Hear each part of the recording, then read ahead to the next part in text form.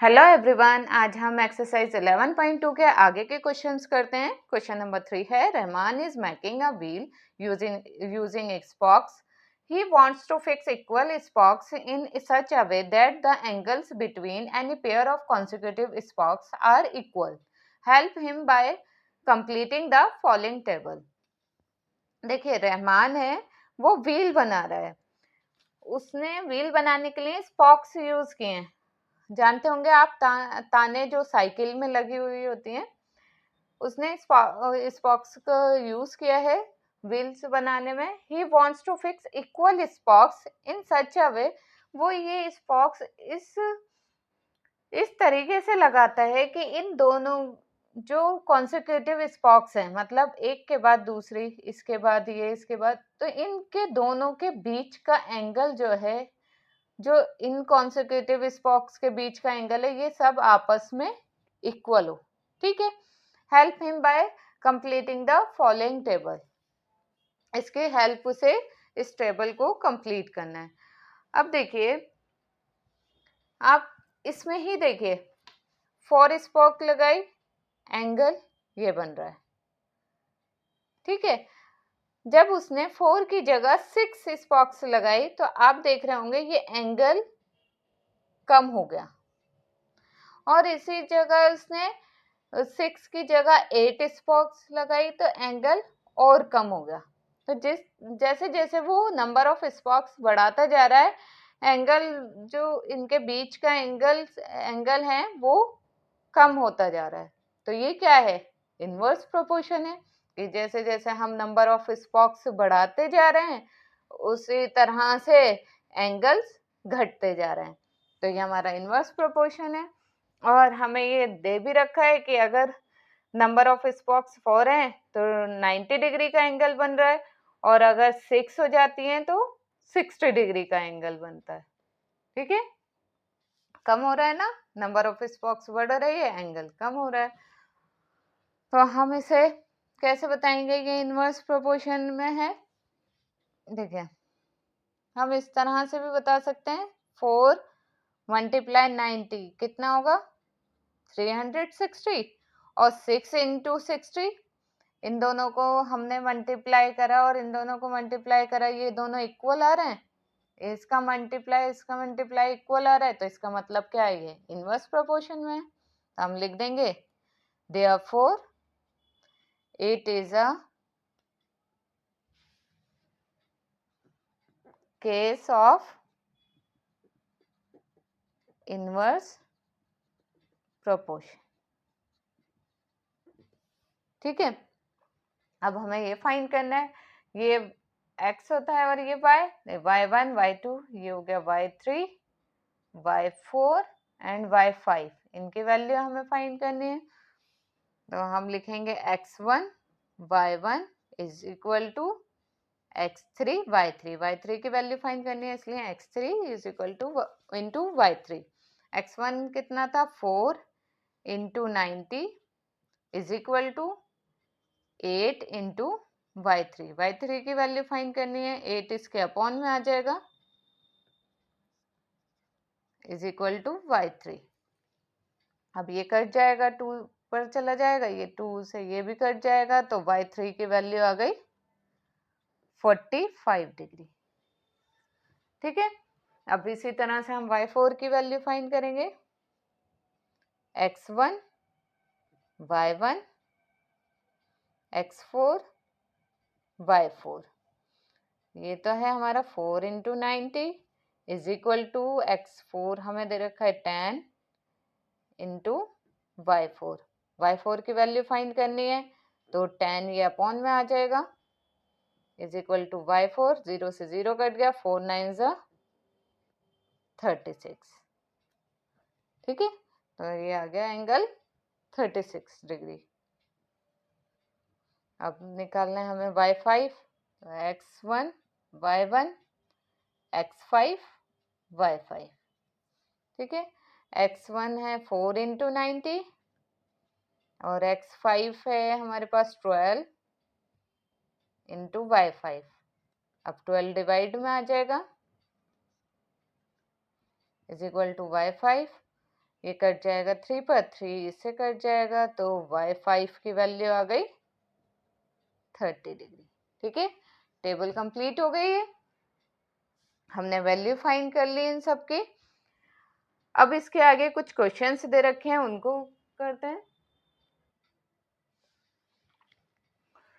अब इसका first part है, are the number of spokes and the angle form between the pairs of consecutive spokes in inverse proportion. हमें ये बताना है क्या ये इनवर्स प्रोपोर्शन में नंबर ऑफ स्पॉक्स और इनके बीच में जो एंगल बन रहा है कॉन्सेक्यूटिव स्पॉक्स के बीच में, वो इनवर्स प्रोपोर्शन में। ये तो हमने अभी भी किया था कि जिस तरह से नंबर ऑफ स्पॉक्स बढ़ती जा रही है, angle between the pair of consecutive स्पॉक्स, उनके एंगल क्या घटते जा रहे हैं। ये 90, 60, फिर 45, फिर 36, फिर 30, ये गिरते जा रहा है ना, घटते जा रहे हैं।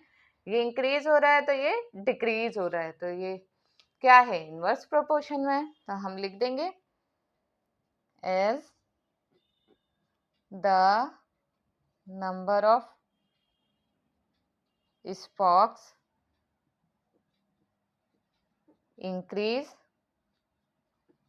the angle between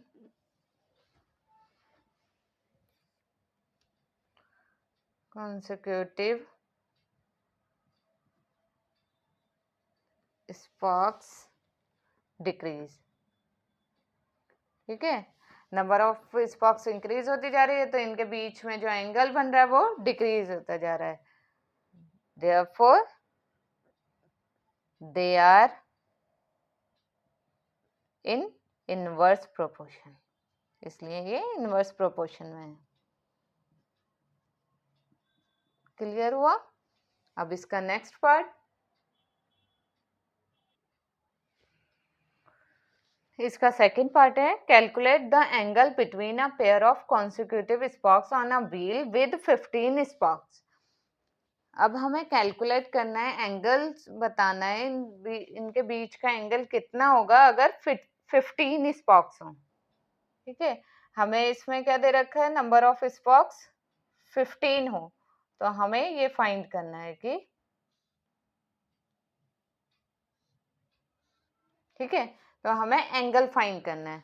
तो इसमें भी हम इसी तरह से करेंगे कि इसका मल्टीप्लाई इसके इक्वल होगा। हम इसमें लेट कर लेते हैं, ये क्या है, y, ये y है, तो इसका मल्टीप्लाई 4 इंटू 90 इक्वल होगा 15 इंटू वाई के।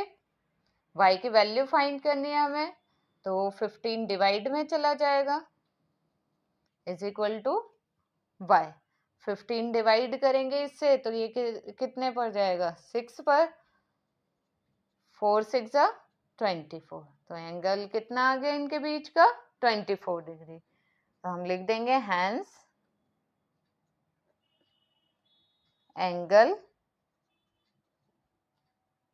एंगल बिटवीन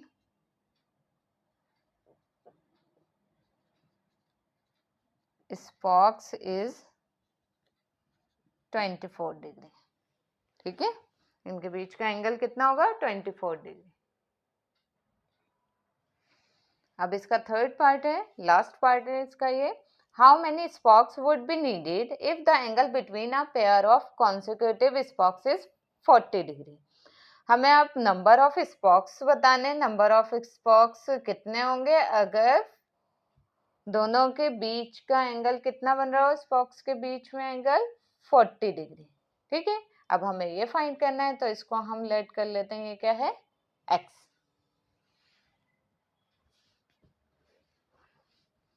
तो अब हमें ये फाइंड करना है, तो इन दोनों के मल्टीप्लाई के इक्वल होगा ये, तो 4 इंटू 90 इक्वल होगा x इंटू 40 के। तो x की वैल्यू फाइंड करनी है, 40 नीचे आ जाएगा अपॉन में, यहाँ बचेगा x।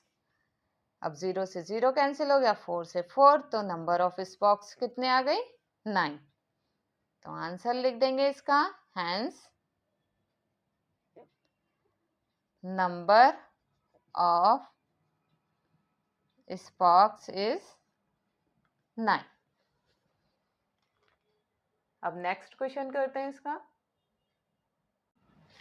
क्वेश्चन नंबर 4 है, if a box of sweets is divided among 24 children they will get 5 sweets each. How many would each get if the number of children is reduced by 4? वो कह रहा है अगर sweets 24 children's में divide की जा रही है तो हर एक बच्चे को 5 स्वीट्स दी जाती हैं, ठीक है।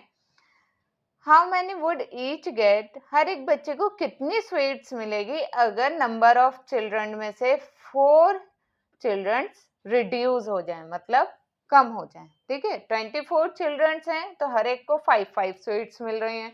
अगर उनमें से 4 चिल्ड्रंस कम हो जाए तो हर एक को कितनी स्वीट्स मिलेगी।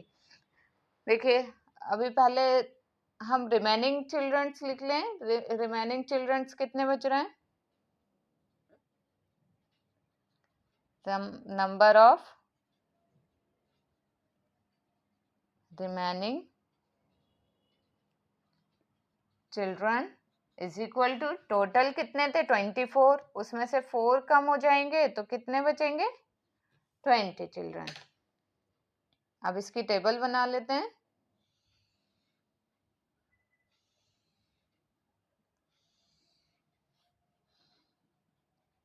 नंबर ऑफ चिल्ड्रन और क्या है नंबर ऑफ स्वीट्स।